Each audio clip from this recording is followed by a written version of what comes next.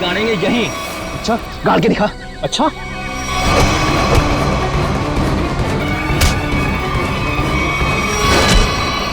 मुझे आपसे कुछ कहना है,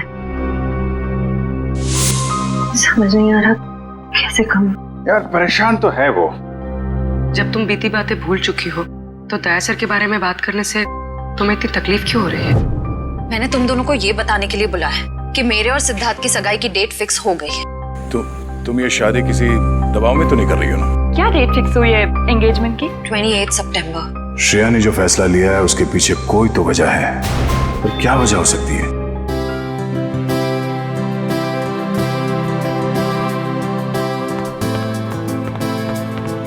लीजिए पापा आपकी कॉफी। लाओ लाओ लाओ। बिल्कुल वैसी जैसे आपको पसंद है। गरम है आराम से।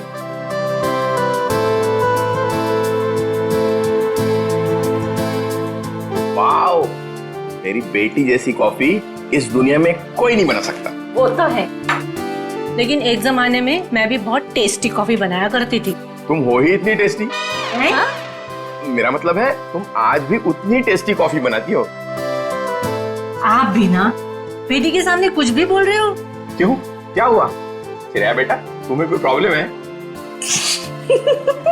नहीं पापा, मुझे कोई प्रॉब्लम नहीं है। ये देखो। ना आप खाइए, मैं देखती हूँ।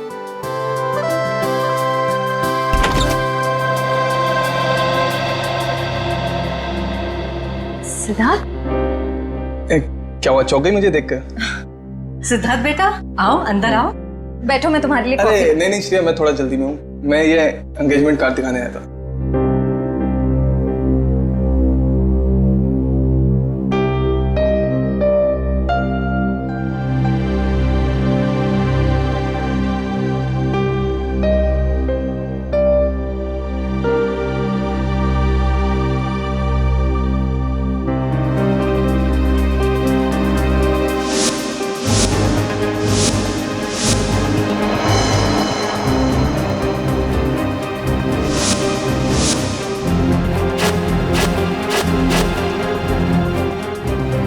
कैसा लगा डिजाइन? कार्ड पसंद नहीं आया? कोई बात नहीं, दूसरा बनवा लेंगे। नहीं, कार्ड अच्छा है।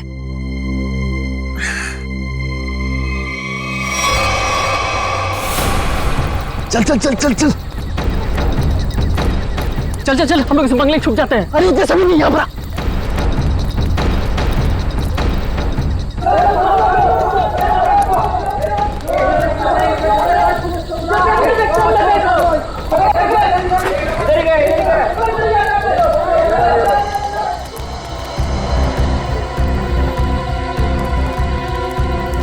चल चल निकलते हैं यहाँ से।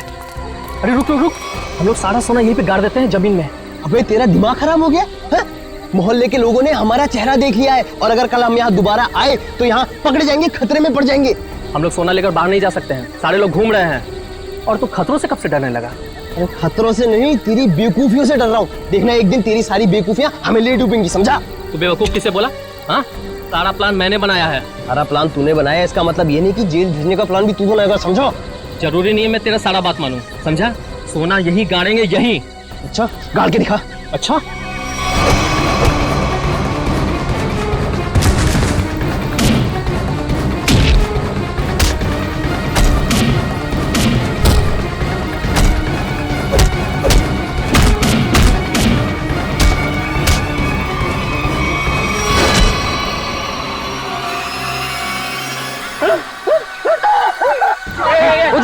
उधर से आवाज आई। चल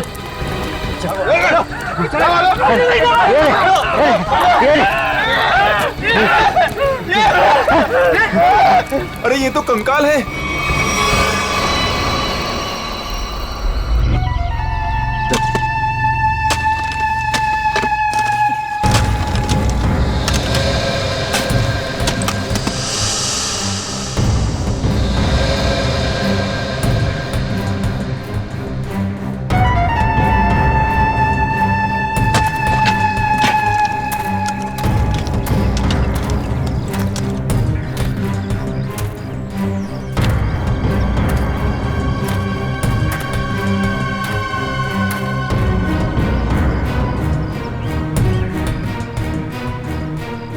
कैसा दिमाग होता है इन मुजरिमों का।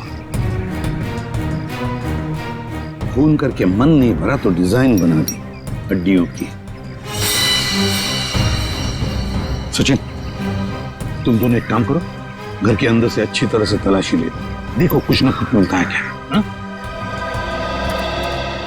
बॉस ये देखो, उस सिर पे रहने ये डिजाइन हाथ और पैर की हड्डियों से बना है। ये देखो, ये पैर की हड्डी और ये हाथ की हड्डी। तो टांगों की हड्डियां अलग अलग लोगों की हैं? हाँ तारिका, अलग अलग इंसानों की है।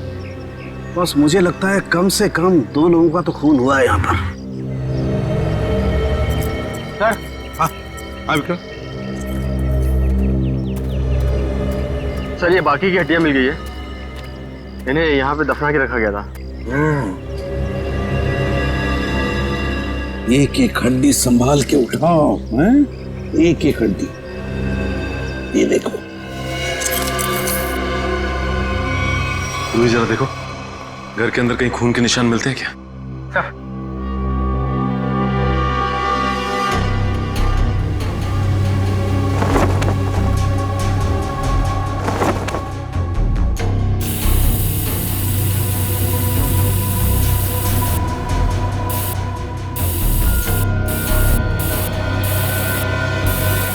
जी सर, गांव वालों का कहना है कि 1984 में इस घर के मालिक अपने पूरे परिवार के साथ ऑस्ट्रेलिया चले गए थे छुट्टी मनाने के लिए। कुछ दिनों बाद उनकी मौत की खबर आई वहां से। पूरी फैमिली समुंदर में डूब गई। अच्छा एक बात बताइए, ये इनकी मौत के बाद कोई घर का ख्याल व्याल रखने नहीं आया था? नहीं सर, दोस्तों और रिश्तेदारों को लगता था कि इस घर में कुछ आत्माएं। आत्मा? अच्छा, आप लोगों ने यहाँ पे आत्मा देखी है क्या? जी सर, कुछ परछाइयाँ दिखती रहती हैं अक्सर। हाँ, और कुछ ऐसी भयानक सी आवाजें भी आती है सर। हाँ? कैसी भयानक सी आवाजें? सर, कभी किसी के चीखने की आवाज, कभी किसी के रोने की आवाज आती है।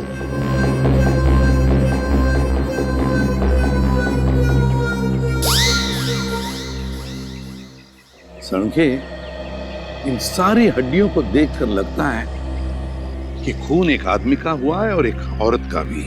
ये देखना, पेल्विक गर्ड, एक पेल्विक गर्डल किसी औरत की है।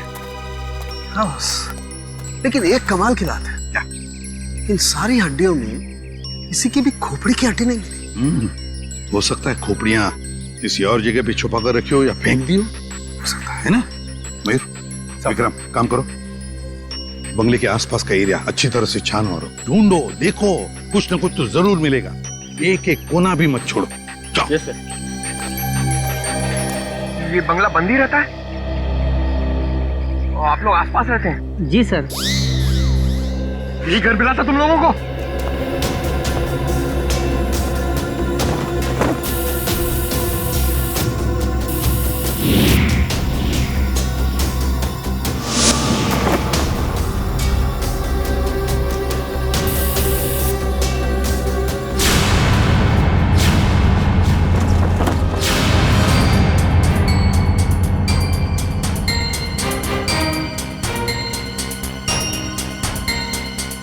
सूखा हुआ खून। सर, ये टेप रिकॉर्डर और ये प्रोजेक्टर मिला है। टेप रिकॉर्डर और प्रोजेक्टर और ये सूखा हुआ खून, इसका मतलब कोई ना कोई बहुत गहरा राज छिपा है इस बंगले के अंदर। सर, सर खोपड़ी तो कोई नहीं मिली, मगर ये कार की चाबी मिली। कार की चाबी है ना, बड़ी अजीब बात। कार की चाबी है पर यहाँ पर कोई गाड़ी नहीं। एक आदमी एक औरत की हड्डियां हैं पर उनकी खोपड़ियां नहीं। फिर है क्या ये सारा चक्कर? और फिर किसने किया है ये? RAIMA, हड्डियों से रायमा लिखा है सर। रायमा लगता है किसी लड़की का नाम है ये। सर, कहीं उसी लड़की का नाम तो नहीं जिसका हमें कंकाल मिला है? हो सकता है। अगर वो 2 चोर लुटेरे वहां बंगले में छुपने के लिए नहीं जाते तो हमें कहीं पता ही नहीं चलता। कि वहां दो मुर्दे गड़े हुए हैं। और ये भी पता नहीं चलता कि वहां पे एक आत्मा है। न जाने कितने साल पहले ये जुर्म हुआ है। और ताज्जुब की बात यह है सर कि खूनी ने लाशों को गाड़ा नहीं, बल्कि उनकी हड्डियों से ये डिजाइन बनाया। आई मीन ये नाम लिखा रायमा। यहाँ पर से हमें कुछ चीजें भी मिली है ना, वो टेप रिकॉर्डर, प्रोजेक्टर और कपड़े। इन तीनों चीजों से हमें खूनी के बारे में बहुत कुछ पता चल सकता है। ज्यादा देर खुला नहीं घूमेगा ये खूनी। सर हमने उन सब चीजों को रिपेयर के लिए भेज दिया है। बहुत जल्द पता चल जाएगा कि हमारा शक सही था या गलत। और वो गाड़ी की चाबी जो हमें मिली थी, कीजो कार की चाबी। कीजो, अच्छा। तो फिर कीजो कार कंपनी से हमें पता चल सकता है। क्या आप हमें बता सकते हैं ये चाबी किस गाड़ी की है और ये गाड़ी आपसे खरीदी किसने? बिल्कुल बता सकते हैं। सबके इग्निशन पॉइंट में डालकर देखेंगे, फौरन पता चल जाएगा। आइए सर। एक मिनट, उससे पहले आप ग्लव्स पहन लीजिए। Thank you.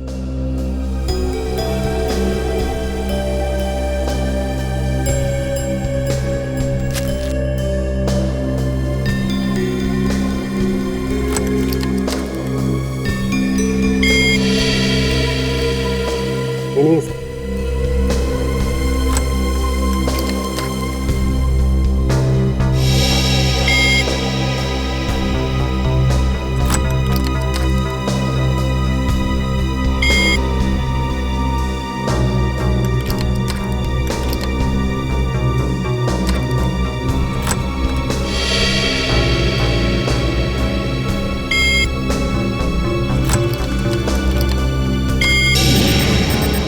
ये देखिए सर, मैच कर गई। सर ये 2009 की कीजो एफएक्स मॉडल है और हमने इसे बनवाना बंद कर दिया है। कीजो एफएक्स 2009 मॉडल। आपके किसी कस्टमर ने कोई रिक्वेस्ट की थी ऐसी चाबी की डुप्लीकेट चाबी बनवाने की? ये पता करने में तो बहुत वक्त लग जाएगा। तो ठीक है, आप पता कीजिए। तब तक हम ये पता करते हैं कि 2009 के कीजो एफएक्स मॉडल की कितनी गाड़ियां चोरी हुई थी। मिलिंद जी। जी सर। कुछ हो रहा है कि नहीं? सर मैं कोशिश तो कर रहा हूँ सर।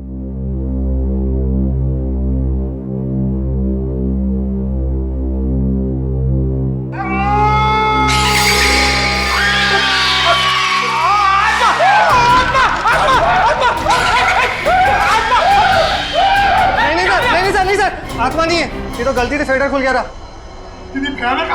हाँ, ये वही रिकॉर्डर है जो आप लोग लेके आए थे, उसी में से आवाज आ रही थी।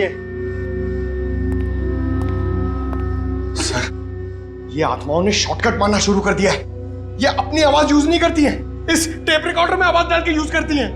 पंकज, ऐसा भी हो सकता है कि वहां पे कोई आत्मा हो ही ना, कोई इंसान ही ये सब खेल खेल रहा हो। मिलिंद जी। जी सर। आपको इस प्रोजेक्टर से क्या फुटेज मिला?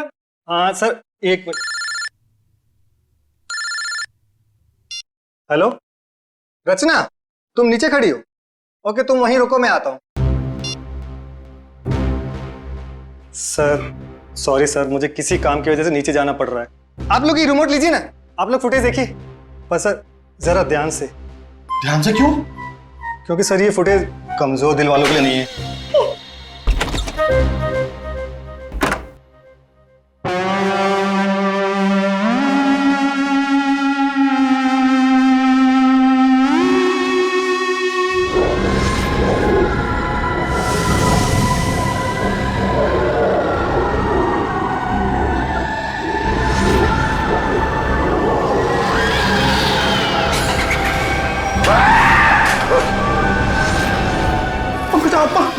पंकज, बंगला नंबर 13 की आत्मा यहाँ आ गई।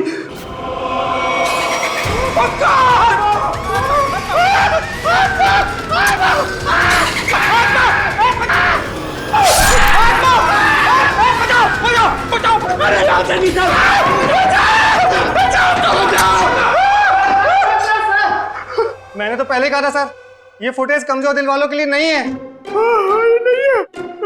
अरे आपको क्या इतनी सी फुटेज मिली थी? हाँ सर, अभी तो यही फुटेज मिली है। अरे ये क्या कम है, पता नहीं एसीपी साहब क्या कहेंगे ये फुटेज देखकर। आप उनसे ये मत कहना कि हम दोनों डर गए थे। सर मैंने तो उनको फोन करके सब कुछ बता दिया।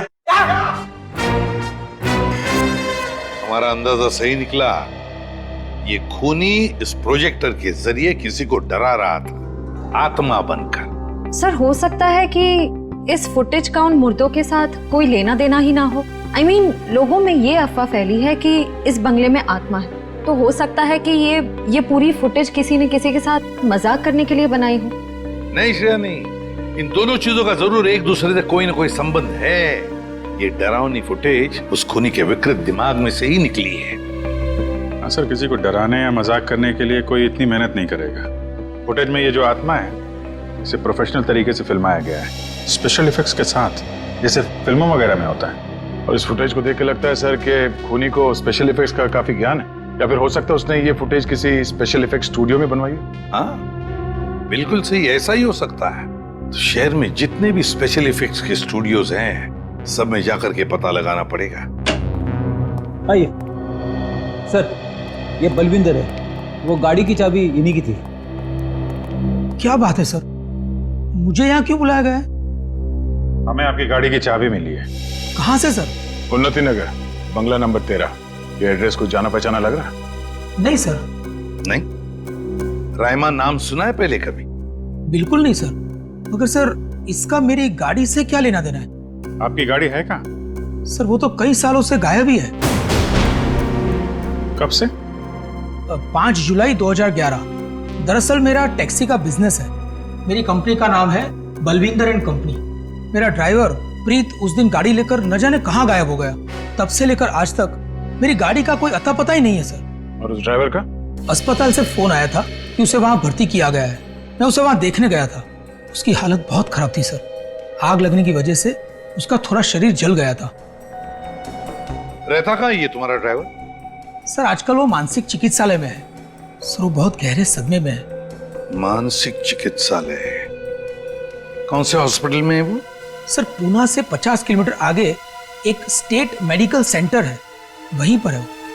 State medical centre?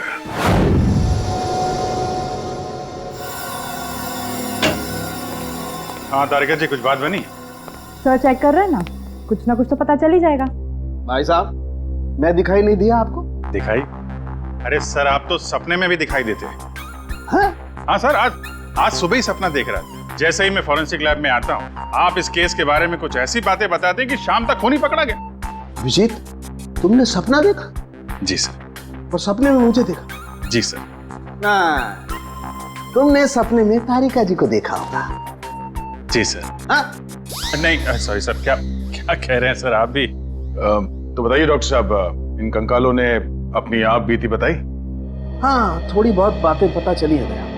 सबसे खास बात ये कि ये कंकाल वक्त के साथ कंकाल नहीं बने। खूनी ने इन्हें मारने के बाद तुरंत इन्हें कंकालों में बदल दिया है। मतलब खूनी ने इनकी खाल को एसिड से जला दिया है। माय गॉड, इतनी बेरहमी से मौत हुई इनकी। और ये जो कंकाल है ना, ये कंकाल एक आदमी का है। इसकी उम्र 30 से 35 साल है और इसकी लंबाई लगभग 6 फीट के आसपास। और ये जो हाथ पे उंगलियों में आपने निशान लगा रखा है, ये क्या है? हाँ, दरअसल इसकी उंगलियों में, इसकी कलाई पे मुझे बहुत कुछ टूट फूट दिखाई दी। मतलब ये आदमी अपने हाथों का बहुत ज्यादा इस्तेमाल करता हो। शायद ये किसी ऐसे प्रोफेशन में होगा जहाँ हाथों का काफी इस्तेमाल होता है, या तो कोई मजदूर या फिर कोई आर्टिस्ट। और ये दूसरा कंकाल लड़की का, उसे क्या पता चला? दया, इस लड़की की उम्र लगभग 30 साल। इसकी लंबाई 5 फीट 4-5 इंच है, बस इससे ज्यादा कुछ पता नहीं चल पाया। और ये जो ड्रेस पे खून लगा है, इसका क्या? टेस्ट करने से पता चला कि ये खून नहीं है, लमाइन रेड नाम का केमिकल है, जिसका इस्तेमाल ज्यादातर फिल्म्स, टीवी सीरियल्स और नाटकों में किया जाता है नकली खून दिखाने के लिए। तो इसका मतलब किसी ने पूरी तैयारी कर रखी थी ये बंगला नंबर 13 में किसी को डराने की। पकड़ा जाएगा, वो खूनी भी और वो डराने वाला भी, अगर दोनों अलग अलग है तो। डॉक्टर साहब, कितना टाइम लगेगा ये पता करने के लिए कि कंकाल कितना पुराना है? थोड़ा वक्त लगेगा दया, तुम तो जानते हो कार्बन डेटिंग में थोड़ा वक्त लगता है।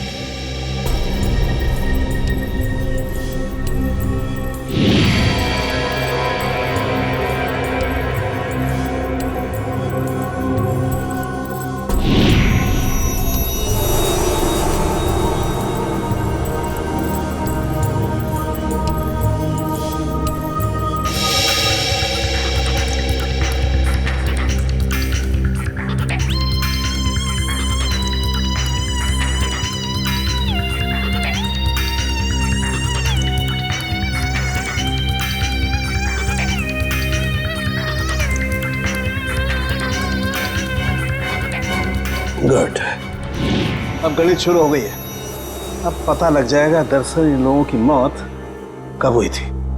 सर मुझे लगता है इन दोनों को एक साथ ही मारा होगा।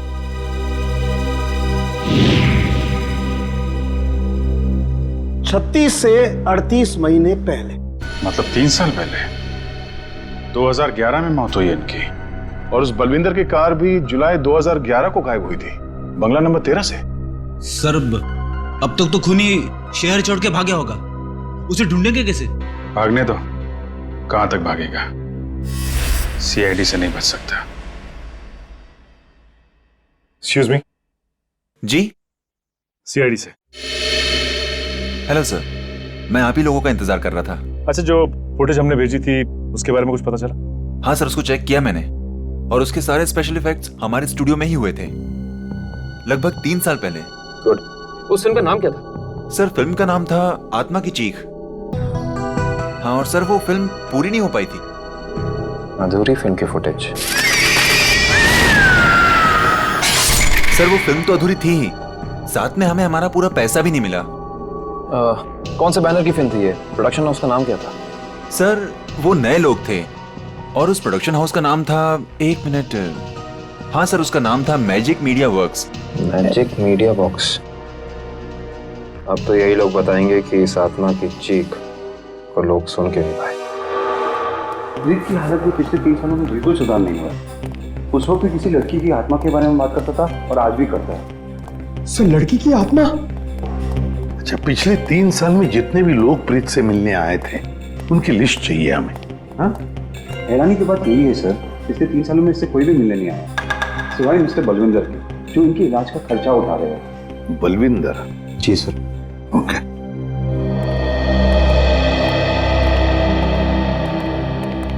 प्रीत, ये सीआईडी ऑफिसर्स है, ये तुमसे कुछ बात करना चाहते हैं। सीआईडी? ये सीआईडी क्या होता है? सीआईडी का मतलब है दोस्त। और प्रीत, दोस्त किसे कहते हैं? जो अपना सुख दुख दूसरे दोस्त के साथ बांटता है ना? और हम सब तुम्हारे दोस्त हैं, तो अब तुम हमसे तुम्हारे सुख दुख बांटोगे ना? ठीक है दोस्त। देखो प्रीत, अब मैं तुमसे कुछ कहूंगा, कुछ पूछूंगा, इन सब चीजों का बड़े शांत दिमाग से मुझे जवाब देना। याद करो, जुलाई महीना 2011, तुम उस रात बंगला नंबर 13 में गए थे 2 लोगों को लेकर। हाँ, 2011 बंगला नंबर 13। बंगला नंबर 13, क्या हुआ था वहां पर? तुम लोग मेरे दोस्त नहीं हो, तुम लोग मेरे दोस्त नहीं हो। राइमा ने भेजा है ना तुम लोग को मुझे मारने के लिए। राइमा ने भेजा है ना? नहीं, राइमा ने नहीं भेजा है। हम लोग दोस्त हैं तुम्हारे। हाँ पक्का? बिल्कुल पक्का, राइमा ने नहीं भेजा है हमें। अब बताओ क्या हुआ था उस रात उस बंगले में, है? बंगला नंबर 13। एक आदमी और औरत ने पैसे दिए थे मुझे उन्हें वहां ले जाने के लिए। ये क्या? राइमा चीख रही है, राइमा चीख रही है, मुझे मार देगी, मुझसे बदला लेना चाहती है। राइमा तुम्हारे पीछे है। ये बात करने की स्थिति में नहीं है अभी। आई एम सॉरी डॉक्टर साहब, 2 मिनट और। सॉरी, मैं आपके केस के लिए मैं अपने पेशेंट की जान खतरे में नहीं डाल सकता। Please cooperate. ठीक है। मुझे मार देगी, मुझसे बदला लेना चाहती है। अभिजीत, एक बात तो पक्की है कि उस रात प्रीत बंगला नंबर 13 में एक आदमी और एक औरत को लेकर गया था, और हमें जो कंकाल मिले हो शायद उसी आदमी और उस औरत के हो। हाँ सर, ये आत्मा वाला ड्रामा करके उनको डराया, मार डाला, फिर सर अलग कर दिया ताकि पहचान ना हो सके। सर ये प्रीत बार बार राइमा आ रही है ऐसा क्यों बोल रहा है? कहीं राइमा जिंदा तो नहीं? इस बात का तो पता लगाना ही पड़ेगा कि प्रीत की बातों में कितनी सच्चाई है और कितना भ्रम। लेकिन एक बात तो पक्की है, इस राइमा का इस केस के साथ कोई ना कोई संबंध जरूर है। इस राइमा की कुंडली निकालो। राइमा।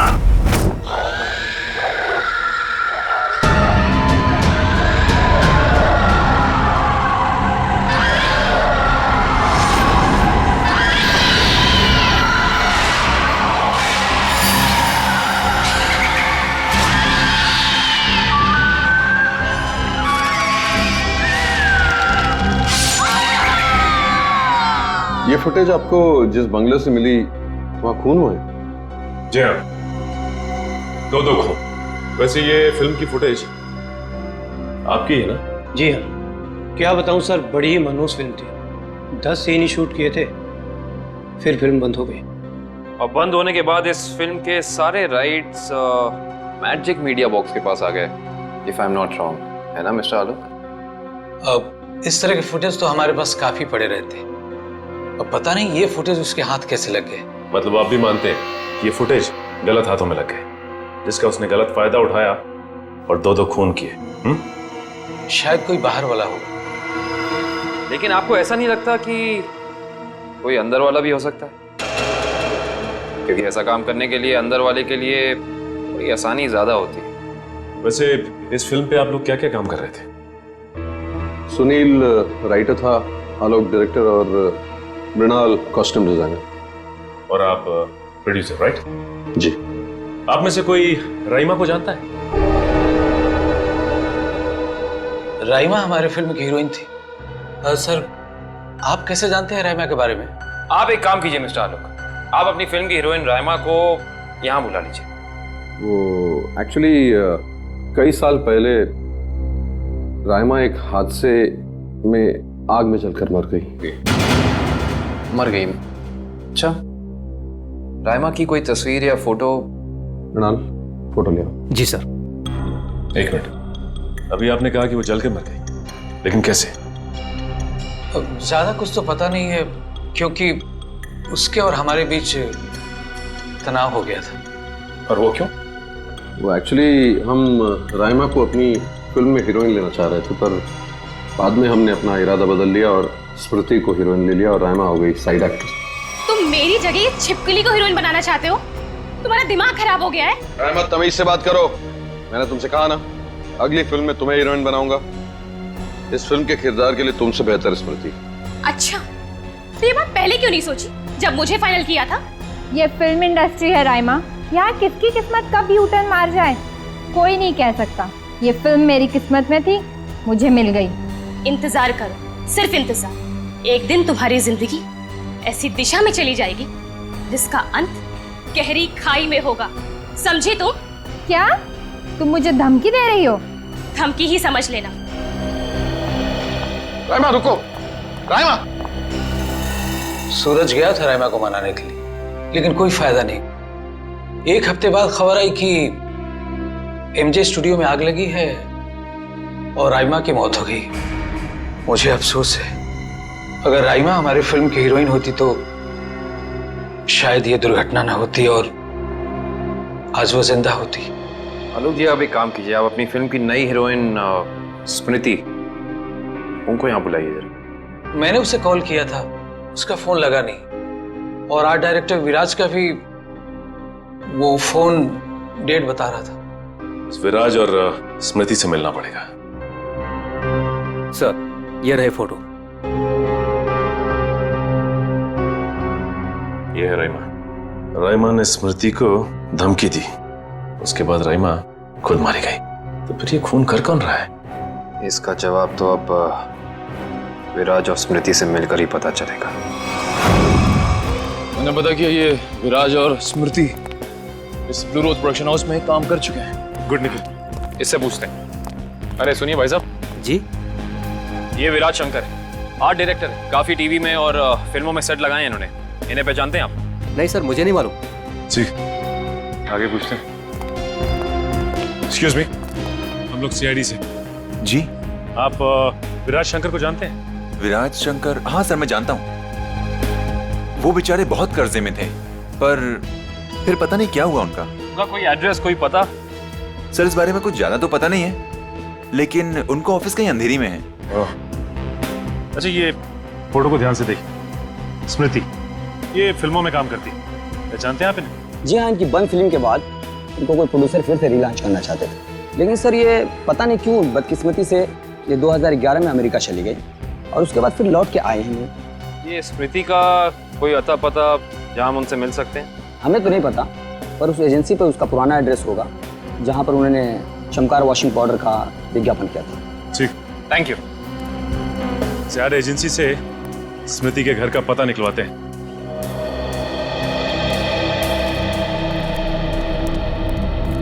पुलिस की रिपोर्ट के हिसाब से राइमा इसी एमजे स्टूडियो में जलकर मरी है। पता नहीं काबिल, लेकिन ये बात इतनी सीधी है नहीं जितनी की लग रही है। जैसा कि फाइल में लिखा हुआ है कि स्टूडियो में आग लगी रात के 2 बजे। ये राइमा स्टूडियो में 2 बजे करने क्या आई होती, जबकि यहाँ शूटिंग भी नहीं चल रही थी। सही कह रहे हो सच, लेकिन एक बात है जो मेरे दिमाग से निकल नहीं रही है, वो ये कि यहाँ रात 2 बजे आग लगी तो सुबह 5 बजे तक किसी को पता क्यों नहीं चला? और रिपोर्ट के हिसाब से यहाँ आग 5 बजे लगी। जिन पुलिस वालों ने इस केस की तहकीकात की थी उन्होंने जरूर कुछ गड़बड़ की है, तभी तो केस के 2 महीने के बाद उनका ट्रांसफर यानी कि तबादला हो गया था। हो सकता निखिल, लेकिन उससे ज्यादा अहम बात यह है कि रिपोर्ट के हिसाब से यहाँ राइमा की एक हड्डी तक नहीं मिली। मतलब आग इतनी भयंकर थी। लेकिन स्टूडियो को देख के ऐसा लगता नहीं है कि आग इतनी भयानक होगी कि जलने वाले का नामो निशान राख हो जाएगा। उससे भी अहम बात यह है कि ये स्टूडियो इस्तेमाल में नहीं था, यहाँ पे कोई शूटिंग नहीं चल रही थी। फिर राइमा यहाँ पे आई क्यों? इसका पता तो तभी चलेगा जब हम इस स्टूडियो को अच्छी तरह से छान मारेंगे। देखते हैं क्या मिलता है।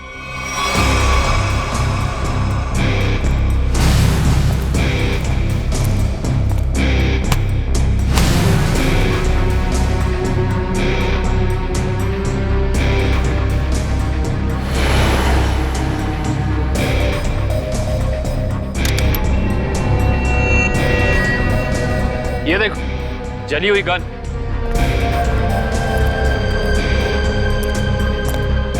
हाँ, ये तो पूरी पिघल चुकी है। पुलिस वालों ने लगता है अपना काम ठीक से किया नहीं, देखा नहीं इसे पहले। ये भी हो सकता है कि राइमा ये गन किसी को मारने के मकसद से लाई हो, या फिर हो सकता है कि कोई राइमा को मारने के लिए लाया हो। ये भी पॉसिबिलिटी है। जरूर कुछ है यहाँ, देखते हैं और क्या मिलता है।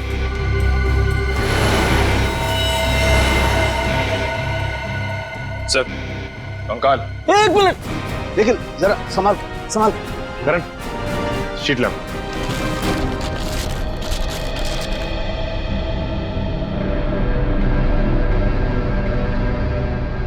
एक बार कंकाल, वो भी पूरी तरह से जला हुआ।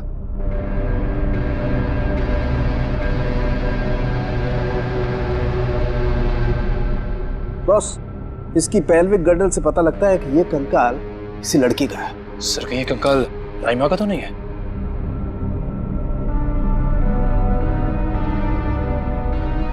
और इसकी लंबाई 5 फीट 6 इंच है। और राइमा की लंबाई 5 फुट 3 इंच। इससे साफ पता चलता है कि ये कंकाल राइमा का नहीं बल्कि किसी और का है। केस सुलझने की बजाय और उलझता चला जा रहा है। एक बात और, हम लोगों को यहाँ जली हुई गन जरूर मिली है, लेकिन इस लड़की की मौत गोली लगने की वजह से नहीं, इस लड़की की मौत जलने की वजह से ही हुई है। देखो, ढूंढो और कुछ मिलता है क्या।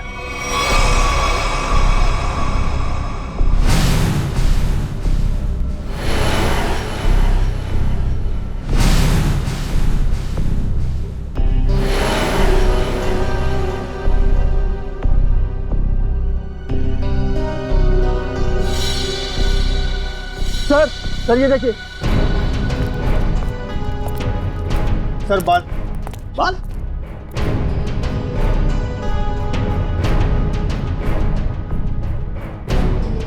ओह सर, ये तो किसी लड़की का बाल लगता है, या तो मरने वाली का या फिर राइमा का।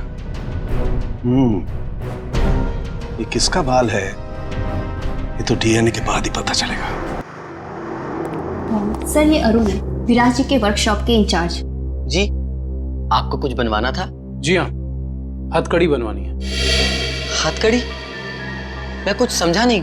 हाँ, अपनी बनाई हुई हथकड़ी खुद अपने हाथों में पहनेंगे तो थोड़ा दुख कम होगा। अब समझ में आया, इतने सालों के बाद ख्याल आया आपको कर्ज के रुपयों का। कर्ज के रुपए? हाँ, इसीलिए तो आप उन्हें ढूंढ रहे हैं, क्योंकि वो लोगों से लिया हुआ कर्ज वापस नहीं कर पाए। नहीं मैडम, हमारा यहाँ आने का मकसद कुछ और है। विराज को बुलाई, कहाँ है वो? ये तो कोई भी नहीं जानता। कर्जदारों से परेशान होकर आज से 3 साल पहले जुलाई 2011 में न जाने कहाँ गायब हो गए। जुलाई 2011? सर, 5 जुलाई 2011। सर, मुझे लगता है कि इस विराज के भागने की वजह कर्जा नहीं कुछ और है, जिसका कुछ ना कुछ संबंध उन कंकालों के साथ जरूर है। मुझे तो लगता है उनमें से एक कंकाल विराज का है। याद है सारुण के साहब ने कहा था, आदमी वाला कंकाल किसी मजदूर या आर्टिस्ट का है जिसने जिंदगी भर अपने हाथों से बहुत काम लिया है। और हो सकता है सर शायद वो दूसरा कंकाल स्मृति का हो। ये विराज के परिवार वाले कहाँ रहते हैं? सर जहां तक मुझे पता है उनके परिवार में कोई और है ही नहीं। विराज अकेले ही थे? जी सर। चीज मिल जाती डीएनए सैंपल के लिए तो कंकाल वाला राज खुल जाता। ये सारी पेंटिंग उन्हीं की है ना? जी सर। देखो जरा।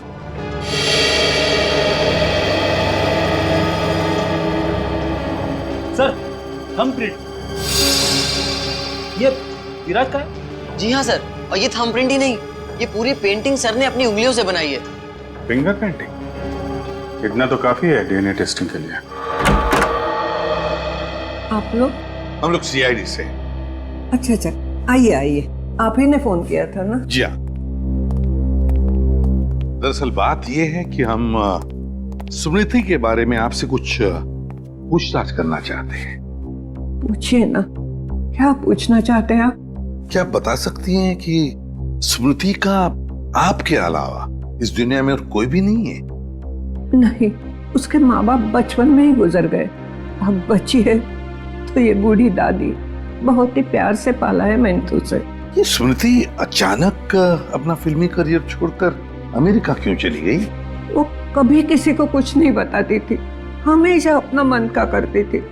उस दिन भी उसके मैनेजर का फोन आया, कह रहा था कि मैडम किसी विज्ञापन की शूटिंग के लिए अमेरिका जा रही है। उसके मैनेजर से मैंने पूछा कि कब वापस आएगी वो, तो उसने कहा 3-4 दिनों में। लेकिन पूरे 3 साल हो गए, अब तक उसका कुछ पता नहीं, कुछ पता नहीं। कब की बात है ये, कुछ याद है आपको? कैसे भूल सकती हूँ, 5 जुलाई 2011। सर वो कंकाल भी 3 साल पुराना है सर। कहीं वो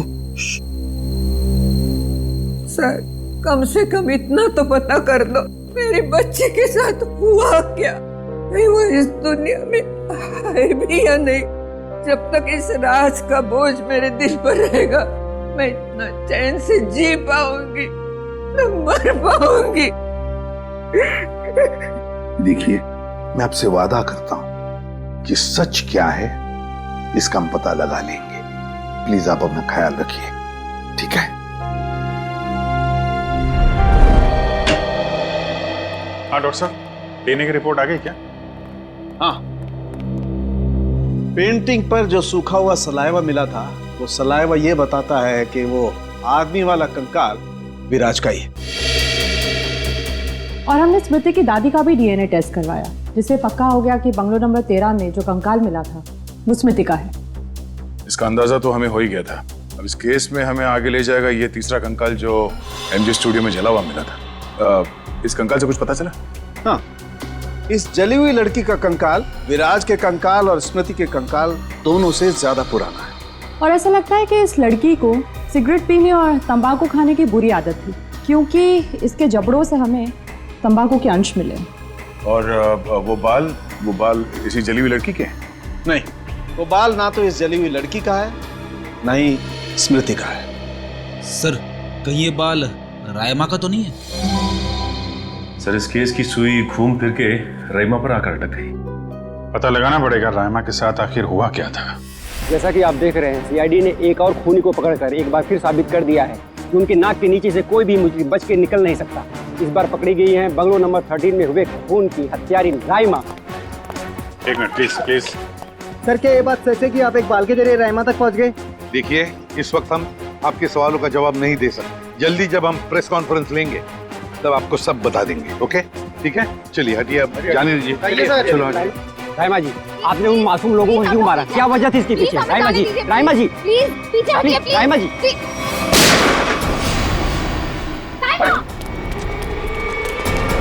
पकड़ो उसे।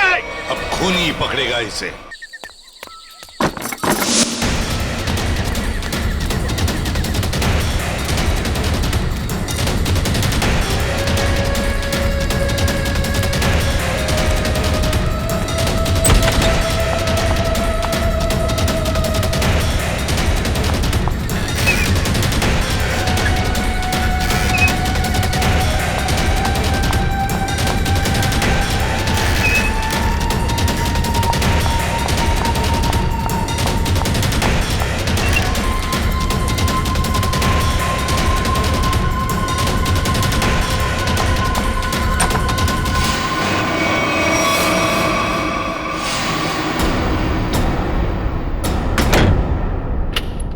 बस, बहुत हो गया, अब कुछ नहीं हो सकता। बाहर आ जाओ। ये कहानी इसी घर से शुरू हुई थी और खत्म भी इसी घर में होगी, आज ही।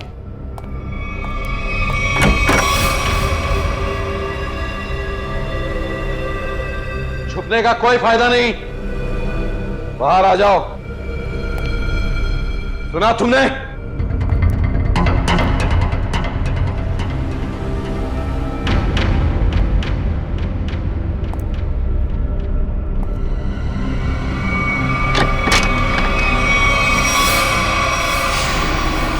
बहुत हो गया नकली रायमा बनने का नाटक। पर come on, move.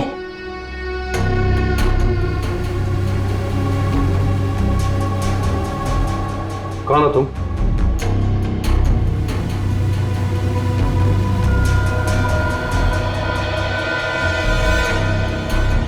CID officer पूर्वी। सीआईडी?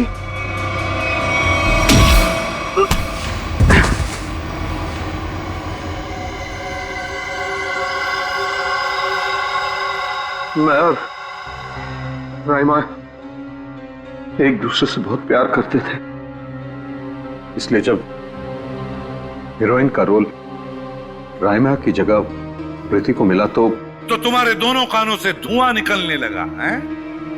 हाँ, हम स्मृति को सबक सिखाना चाहते थे, इसलिए हमने उसके अतीत के बारे में रिसर्च शुरू की।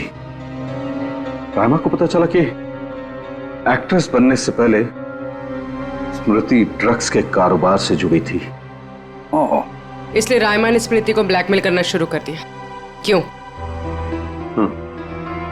स्मृति को लगा कि उसका करियर खत्म होने वाला है, उसके रीलॉन्चिंग के सपने पर पानी फिर जाएगा, इसलिए उसने और उसके बॉयफ्रेंड विराज ने एक किलर को रायमा की सुपारी दी। यह तो अच्छा हुआ कि उस किलर की गोली से रायमा नहीं मरी, बल्कि वो अपराधी खुद उस आग में जलकर मर गई।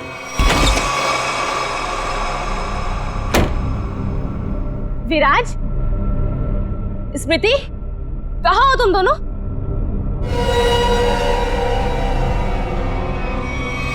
कौन हो तुम? जिया। जिया? कौन जिया? और ये दरवाजा क्यों बंद कर दिया? ताकि तुम्हें अकेले में तोहफा दे सकूं। हाँ? स्मृति और विराज को ब्लैकमेल करने का तोहफा। हाँ? क्या कर रही हो तुम? सुना है आग से जलकर मरने में बहुत दर्द होता है। आग? छोड़ दो मुझे, प्लीज, गोली मत चलाना। मौत से बचकर कहाँ भाग रही हो? मौत से तो आज तक कोई नहीं बच पाया। छोड़ दो मुझे, प्लीज छोड़ दो मुझे, गोली मत चलाना, प्लीज छोड़ दो मुझे, छोड़ दो मुझे। कोई आखिरी ख्वाहिश?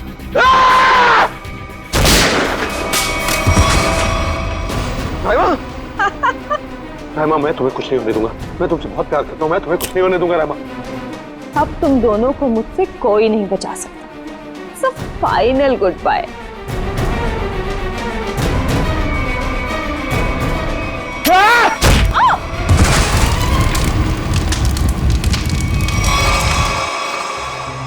और रहीमा, उसका क्या हुआ? जिंदा लाश बन गई वो। तब मैंने ठान लिया, अब मेरी जिंदगी का सिर्फ एक ही मकसद होगा, स्मृति और विराज की बर्बादी। मैंने उन्हें यकीन दिला दिया कि रायमा जिंदा है, इसलिए वो लोग यहां आए, उस ड्राइवर को लेके जिसने एमजे स्टूडियो में आग लगाई थी। और फिर तुमने उन्हें डराना शुरू कर दिया, उनके दिमाग में यह भ्रम पैदा कर दिया कि यहां पर रायमा की आत्मा अभी भी है, जो उनसे बदला लेना चाहती है। हाँ, और फिर उन्हें मार डाला और उनका सिर काट के अपने साथ ले गए, ताकि अगर कभी उनकी लाश मिलती भी है तो उन्हें कोई पहचान ना सके। बेवकूफ हो तुम, बेवकूफ। अगर कानून की मदद लेते तो उन दोनों को वैसे ही सजा होती, मगर नहीं, तुमने कानून को अपने हाथों में लिया, उन दोनों को बेरहमी से मार डाला। और रायमा, उसका क्या? कभी सोचा तुमने? बेचारे की जिंदगी का फैसला तो अब कानून करेगा, लेकिन तुम्हारा फैसला तो हो ही गया, समझ लो। तुम्हें तो फांसी होगी, फांसी। Good morning. Hi. Good morning. अरे ये क्या लेके आई हो? सर ये आप सबके लिए मिठाई है और मेरी एंगेजमेंट के इनविटेशन कार्ड्स हैं।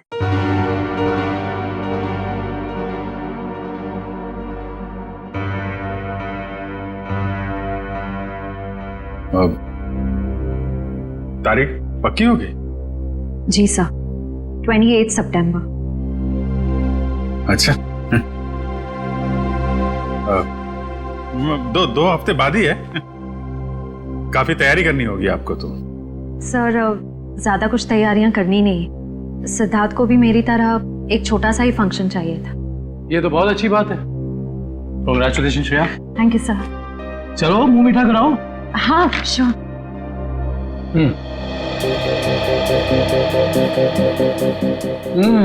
ये लड्डू तो बहुत अच्छे हैं। सर आप लोग भी लीजिए ना। हाँ हाँ थैंक यू सर। लो फ्रेडी, मुंह मीठा करो। रहने तो मीठा खाने का मन नहीं है मेरा। अरे फ्रेडी, एक लड्डू से कुछ नहीं होगा, लो ना। Sir please. ये हुई ना बात पूर्वी। तुम ही लो श्रेया। नहीं सर थैंक यू, लेकिन आप सबको जरूर आना है। ये भी कोई पूछने की बात है श्रेया? हम सब जरूर आएंगे, है ना सर?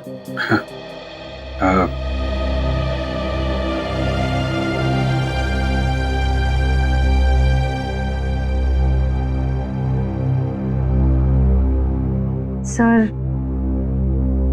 आप आएंगे ना?